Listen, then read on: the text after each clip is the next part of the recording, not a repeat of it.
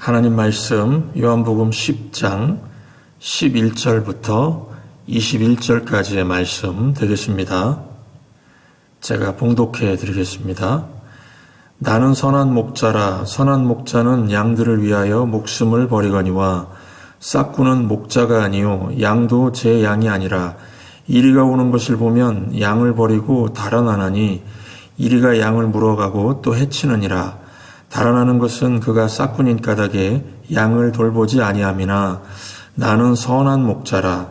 나는 내 양을 알고 양도 나를 아는 것이 아버지께서 나를 아시고 내가 아버지를 아는 것 같으니 나는 양을 위하여 목숨을 버리노라. 또 이 우리에 들지 아니한 다른 양들이 내게 있어 내가 인도하여야 할 터이니 그들도 내 음성을 듣고 한 무리가 되어 한 목자에게 있으리라. 내가 내 목숨을 버리는 것은 그것을 내가 다시 얻기 위함이니 이로 말미암아 아버지께서 나를 사랑하시느니라. 이를 내게서 빼앗는 자가 있는 것이 아니라 내가 스스로 버리노라. 나는 버릴 권세도 있고 다시 얻을 권세도 있으니 이 계명은 내 아버지에게서 받았노라 하시니라. 이 말씀으로 말미암아 유대인 중에 다시 분쟁이 일어나니 그 중에 많은 사람이 말하되 그가 귀신 들려 미쳤거늘 어찌하여 그 말을 듣느냐 하며 또 어떤 사람은 말하되 이 사람은 귀신 들린 자의 말이 아니라 귀신이 맹인의 눈을 어떻게 뜨게 하겠느냐 하더라. 할렐루야. 오늘은 이 본문 말씀 가지고 선한 목자와 싹군 목자의 판별법이라는 제목으로 하나님 말씀 증거하도록 하겠습니다. 오늘 말씀은 먼저 누가 양의 목자이고 누가 양의 도둑인지를 가르쳐주고 있습니다. 목자와 도둑은 차이가 분명해서 금방 눈에 띕니다. 어렵지가 않습니다. 그런데 문제는 목자들 사이에 선한 목자가 있고 싹군 목자가 있다는 것입니다. 예를 들면 목사들 사이에도 진짜 목사가 있고 가짜 목사가 있다 하는 것입니다. 이거는 좀 파악하기가 어려울 수가 있습니다. 선한 목자와 싹군 목자를 어떻게 구별해낼 수가 있을까요? 진짜와 싹군의 차이는 무엇일까요? 오늘 본문 보시면은 우리 예수님께서 분명하게 그 기준을 말씀하고 있습니다. 그 판별 기준은 무엇인가? 관심의 차이가 있다 하는 것입니다. 참 목자의 관심은 양의 생명인데 싹군 목자의 관심은 자기 유익이라는 것입니다. 선한 목자는 11절과 15절 보시면 양을 위해서 자기 생명을 바칩니다. 또 14절 보시면 양을 잘 알고 있습니다. 또 16절 보시면 또 이 우리에 들지 아니한 다른 양들이 내게 있어 내가 인도하여야 할 터이니 그들도 내 음성을 듣고 한 무리가 되어 한 목자에게 있으리라. 그러니까 선한 목자는 우리 안에 있지 않는 다른 양들, 즉 교회 바깥에 있는 양들, 방황하는 양들에게도 사랑을 쏟는다 하는 것입니다. 또 17절부터 18절 보시면 나는 생명을 버릴 권한도 있고 다시 가질 권한도 있는데 양들을 위하여 스스로 버린다. 그러니까 자발적인 사랑을 하는 것입니다. 스스로 자발적으로 희생하면서 사랑을 쏟는 게 선한 목자다 하는 것입니다. 또 19절 21절 보시면 사랑을 쏟으면서도 오해를 받는데요. 그 오해받는 것도 감당한다 하는 것입니다. 반면에 싹군 목자는 어떻습니까? 싹군 목자는 12절 보시면 이리가 오면은 아이고 죽겠네, 나 살아야 되겠네 그러면서 달아난다는 것입니다. 또 13절 보시면 이 싹군은 양들에게 관심이 없습니다. 양이 죽든 말든 양이 위험에 처하든 말든 관심이 없고 오직 유일한 관심은 자기 유익에 있습니다. 이런 판별 근거로 보면 요한복음의 저자 요한은 선한 목자라고 할 수가 있습니다. 요한 3서 4절 보시면은 사도 요한은 이렇게 고백합니다. 내가 내 자녀들이 성도들이 진리 안에서 행한다 함을 듣는 것보다 더 큰 즐거움이 없도다. 요한은 자기가 부자가 되고 자기가 출세하는 것이 아니라 성도들이 진리 안에서 행한다 함을 듣는 것이 가장 큰 즐거움이라고 합니다. 왜 그렇습니까? 선한 목자니까 그렇습니다. 또 빌립보서 4장 1절 보시면은 사도 바울도 이런 고백을 합니다. 여러분은 나의 기쁨이요 나의 면류관입니다. 바울 역시 자기 자신의 모든 기쁨의 근원을 양떼들에게서 찾았습니다. 자신의 면류관조차 양떼들, 성도들의 형통함에서 찾았다는 것입니다. 선한 목자의 특징이 확실하게 구별이 되시죠. 사도 요한과 사도 바울의 공통점은 양의 행복과 성공이 자신들의 행복이었습니다.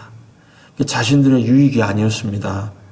그러면은 구체적으로 우리가 어떻게 살아야 이렇게 선한 목자의 삶을 보여주면서 살 수가 있을까요? 삶의 적용인데 두 가지만 나누도록 하겠습니다. 첫 번째는 예수님이 선한 목자의 원조가 되시고 또 모델이 되시니까 우리 삶에서 예수님이 나타나도록 기도하시기 바랍니다. 예수님의 사랑과 예수님의 용서와 예수님의 지혜와 예수님의 섬김이 나타나도록 기도하시면은 예수님이 나타나시게 되어 있습니다. 저도 이 기도를 매일 합니다.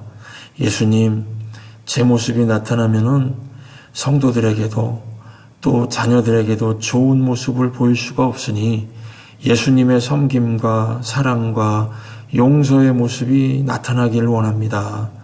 저는 죽고 예수님이 살아서 저를 주관해 주십시오. 간절히 기도합니다. 왜냐하면요, 제 모습이 나타나면은 왜 이렇게 표정이 굳어 있습니까? 왜 이렇게 화를 내고 있습니까? 왜 이렇게 짜증스러운 표정이십니까? 그러고요. 또 무슨 말 하면은 참 느끼합니다. 말하는 게 느끼하다 그러고요. 그렇습니다. 제 모습이 나가면은 갈등이 생기고 실망하고 좋을 게 없으니까 예수님이 나타나 주십시오. 예수님이 나타나 주십시오. 간절히 기도하고 있습니다. 많은 분들이 오해를 하는 것이 선한 목자 되는 것이 내가 무슨 훈련을 받고 또 무슨 프로그램을 이수하면 된다고 생각하는데 그렇지가 않습니다. 요한복음 15장 5절 보시면은 나는 포도나무요 너희는 가지라. 그가 내 안에 내가 그 안에 거하면 사람이 열매를 많이 맺나니 나를 떠나서는 너희가 아무것도 할 수 없음이라. 무슨 말씀입니까? 이 가지가 나무에 붙어 있으면 열매는 맺게 되어 있다는 것입니다. 그래서 우리에게 중요한 것은 내가 무슨 수행이나 훈련을 이수하는 것이 아니라 예수님께 붙어 있기 위해서 노력하면 된다는 것입니다. 이 노력이 무엇이냐 하면요, 바로 기도 생활입니다. 기도 시간은 예수님의 임재 안에 거하는 시간입니다.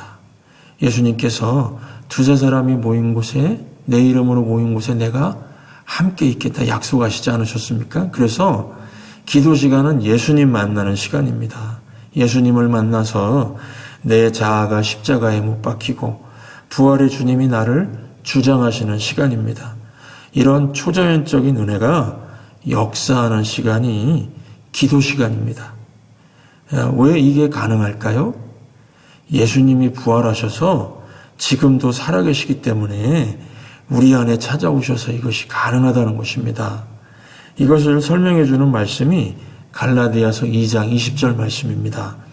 내가 그리스도와 함께 십자가에 못 박혔나니 그런즉 이제는 내가 산 것이 아니요 오직 내 안에 그리스도께서 사신 것이라. 이 사도 바울도요, 사역 초창기에는 막 부딪히고 다투고 성격이 워낙 강해서 사람들과 부딪히고 그랬습니다. 그런데 갈라디아서 2장 20절 말씀 붙들고 매일매일 기도했습니다. 나는 날마다 죽노라 그러면서 기도했습니다. 그래서 말년에는 주변에 많은 동역자들이 생겨나게 되었습니다. 사랑의 사도가 되었습니다. 저와 여러분도 나는 죽고 예수님으로 살 수 있도록 충분히 기도하시면서 예수님이 나타나게 하시기 바랍니다. 많은 분들이 선한 목자의 인생을 살지 못하는 이유가 바로 여기에 있습니다. 예수님이 나타나시려면은 내가 죽고 예수로 살아야 하는데 내가 죽을 똥 말똥하다가 안 죽고 살아 있습니다. 그래서 속에서 못된 자아의 모습이 튀어나오니까 그냥 나도 할 만큼 했습니다. 더 이상은 못 참습니다. 이러면서 마지막에 자기의 모습이 나타나니까 실패하게 된다는 것입니다. 여러분, 요즘에 가정이 힘들어지고 또 교인들이 힘들어지는 이유는 선한 목자처럼 살고자 하는 이들이 그런 모습이 부족하기 때문에 그렇습니다. 내 자아가 시퍼렇게 살아있으니까 그냥 가족이 누가, 자녀가 누가, 또 남편이 뭐라 그러면은 그냥 내 중심으로 반응하게 되고 내 비위에 거슬리면은 화가 나고 그냥 폭발하고 이러니까 하나됨이 없고요. 화목하지 못하고 문제가 생긴다는 것입니다. 한국인의 일상을 지배하는 감정이 모멸감, 그러니까 무시당하는 모멸감이라고 합니다. 서로 모멸감을 주고받으며 살아간다고 합니다. 다른 말로 자기를 내려놓고 섬겨줄 수 있는 선한 목자들이 부족하다는 것입니다. 교도소 살인죄를 지은 사람들을 심층 상담을 해봤는데요. 범죄의 진짜 이유로 가장 많은 대답이 그놈이 나를 깔봤다. 그 여자가 나를 깔봤다 였답니다. 여자가 죽임당한 사건을 분석해 보니까요. 거의 남편이나 애인에 의해서 저질러진 사건이었다고 합니다. 아니 왜 사랑하는데 가장 사랑하는 사람인데 그녀를 죽였을까요? 무시당한 게 원인이었다는 것입니다. 이 무시당함, 이 모멸감은요. 존재 가치를 부정당하는 것이고 인격이 파괴당하는 괴로운 감정이라는 것입니다.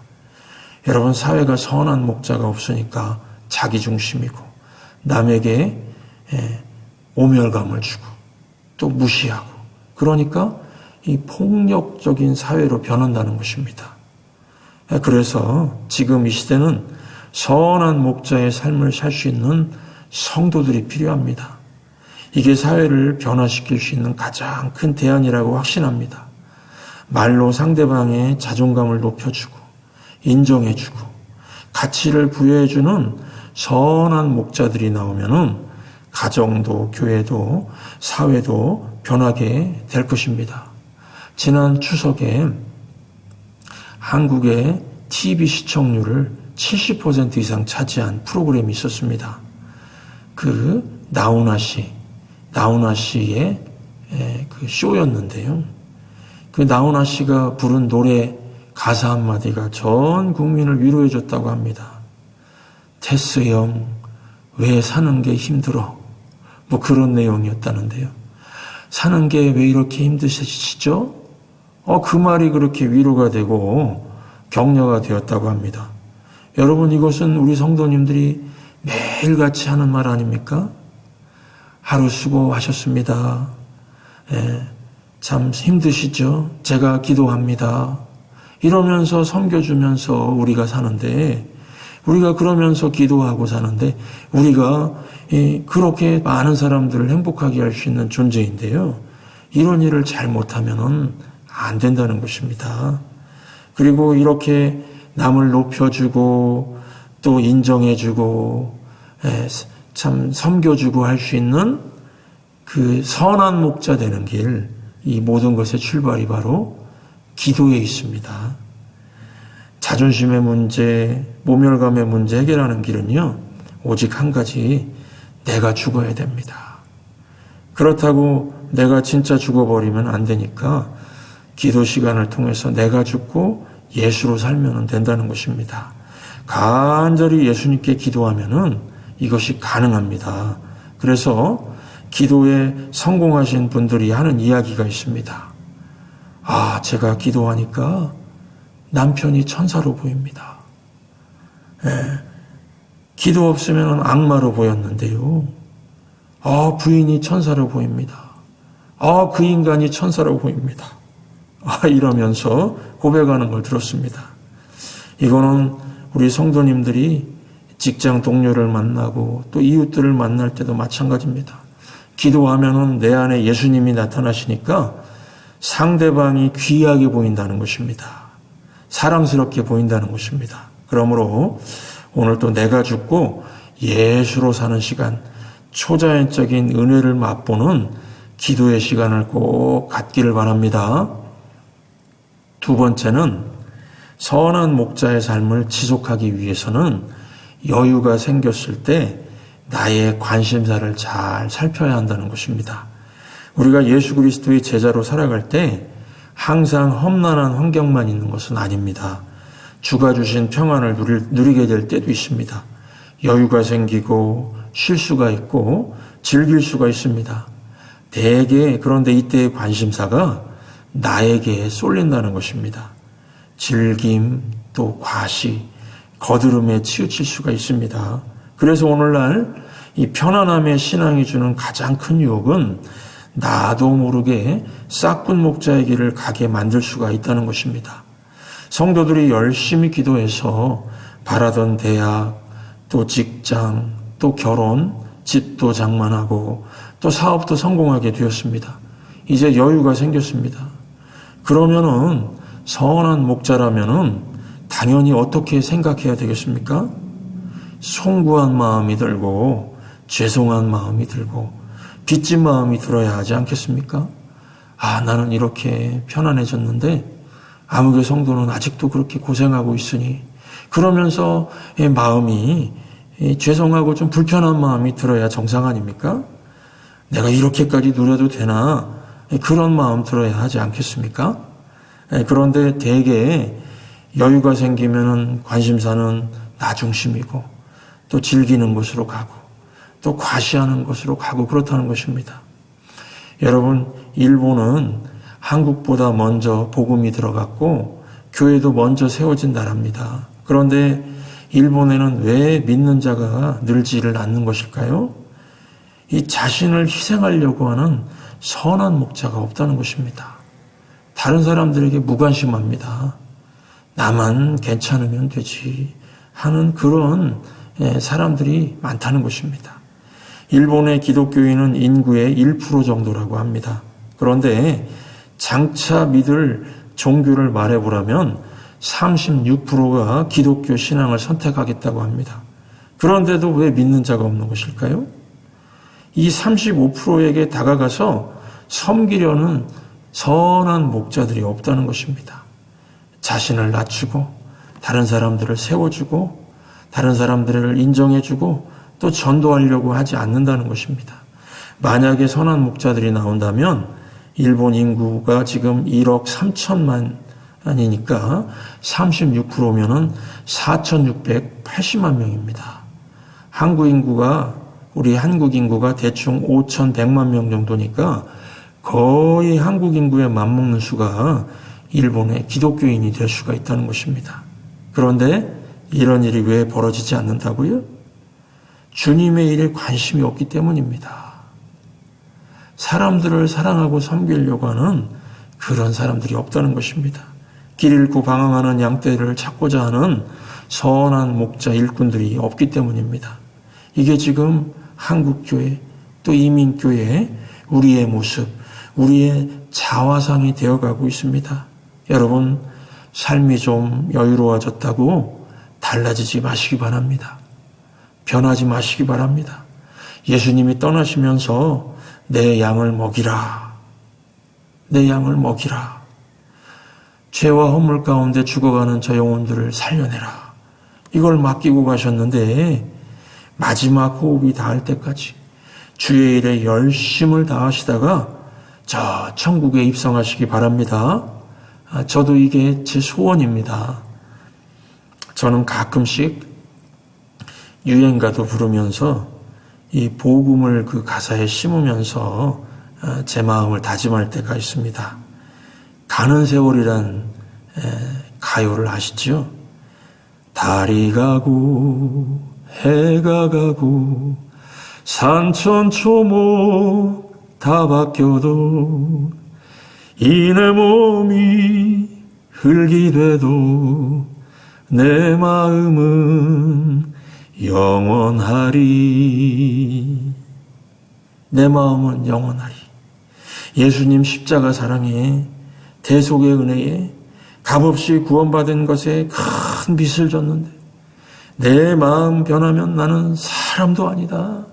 나는 정말 사람도 아니다. 이러면서요. 다짐하면서 선한 목자의 인생을 살려고 결심하고 있습니다.